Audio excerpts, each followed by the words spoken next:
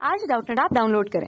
Doubtnut पर अपने सभी गणित, रसायन विज्ञान, भौतिक विज्ञान और जीव विज्ञान के डाउट्स का करो सफाया। बस प्रश्न की फोटो खींचो, एक ही प्रश्न को क्रॉप करो और तुरंत वीडियो सोल्यूशन पाओ। अभी डाउनलोड करें। इस प्रश्न में हमें दिया हुआ कि विद्युत धारा किस प्रकार ऊष्मा उत्पन्न करती है, वो यहाँ पे हमें बताना है। तो यहाँ पे हम बात करते हैं विद्युत धारा किस प्रकार ऊष्मा उत्पन्न करती है। उसके लिए देखें तो हमने कोई चालक तार ले लिया, चालक तार या कोई चालक प्रतिरोध हमने इस तरह से ले लिया, ठीक है, जिसका अनुप्रस्थ क्षेत्रफल क्या है हमारे पास, ये अनुप्रस्थ क्षेत्रफल हमने मान लेते हैं इस तरह से ए मान लेते हैं, ठीक है। और इसकी लंबाई हमने चालक तार की इस तरह से लंबाई एल मान ली, ठीक है। ये लंबाई क्या है, एल मान लेते हैं। तो ये मैं लिख देता हूँ यहाँ पे, इसका अनुप्रस्थ क्षेत्रफल क्या है, ए है, और इसकी लंबाई क्या है यहाँ पे एल है, ठीक है। अब जैसे ही इसके सिरों पे, अब हमने यहाँ पे क्या है, इसके सिरों पे हमने विद्युत प्रवाह धारा नहीं, यहाँ पे इसके सिरों पे विद्युत वाहक बल हमने नहीं लगाया, ठीक है। अब जैसे ही हमने यहाँ पे विद्युत वाहक बल नहीं लगाया तो क्या है, ये चालक पदार्थ है और चालक के अंदर क्या होते हैं, मुक्त इलेक्ट्रॉन होते हैं, ठीक है। जो इसके मुक्त इलेक्ट्रॉन होंगे वो क्या करेंगे, यहाँ पे एक तरह से यादृच्छिक गति करते रहेंगे, ठीक है।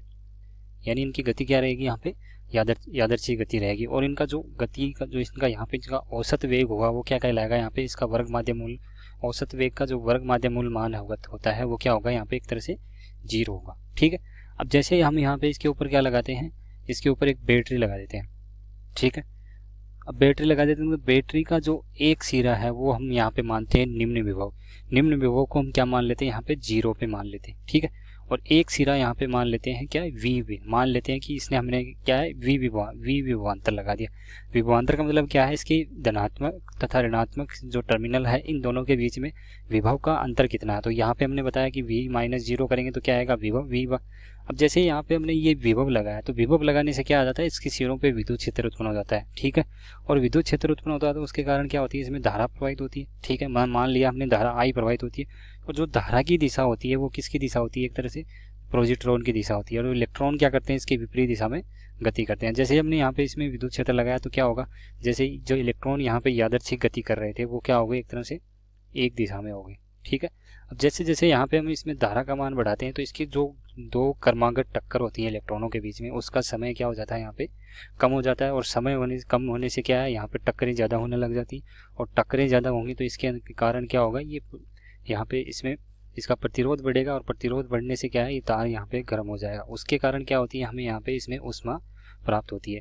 अब वो जो ऊष्मा होती है वो किन किन बातों पर निर्भर करती है, वो ऊष्मा इस चालक तार के प्रतिरोध पर निर्भर करती है एक तो, और एक दूसरा क्या है, इसमें जो प्रवाहित धारा है उसके ऊपर निर्भर करती है। तो यहाँ से अगर देखें तो जो ऊष्मा होती है, जो हीट होती है हमारी, वो क्या होती है, एक तरह से वो I² के बराबर होती है। यानी यहाँ पे अगर देखें तो धारा का क्या है, वर्ग के समानुपाती, तथा प्रतिरोध के क्या होगी, प्रतिरोध के भी समानुपाती होगी। अब जैसे अगर इसको विभवांतर के रूप में अगर लिखना चाहें, अगर मान लो हमारे पास धारा का मान बता देंगे तो विभवांतर के रूप में अगर लिखा जाएगा तो वो हो जाएगा V²/R के रूप में। अब वो कैसे आता है ये सब चीज़ें, ये यहाँ पे हम देखो ओम का नियम हमने पढ़ा है कि ओम के नियम से अगर देखें तो जो विभवांतर होता है वो क्या होता है, प्रवाही धारा के समानुपाती होता है।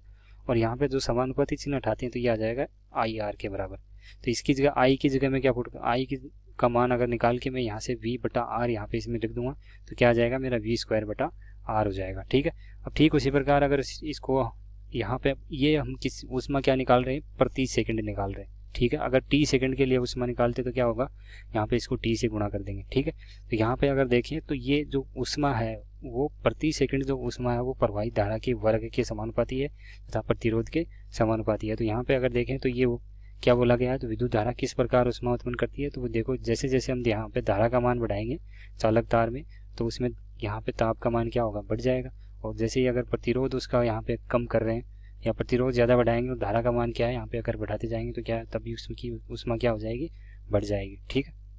कक्षा 6 से 12वीं से लेकर नीट, IIT, JEE वो एडवांस के लेवल तक 1 करोड़ से ज्यादा छात्रों का भरोसा। आज ही डाउनलोड करें डाउटनेट ऐप या व्हाट्सएप करें अपने सारे डाउट्स 8400 400 400 पर।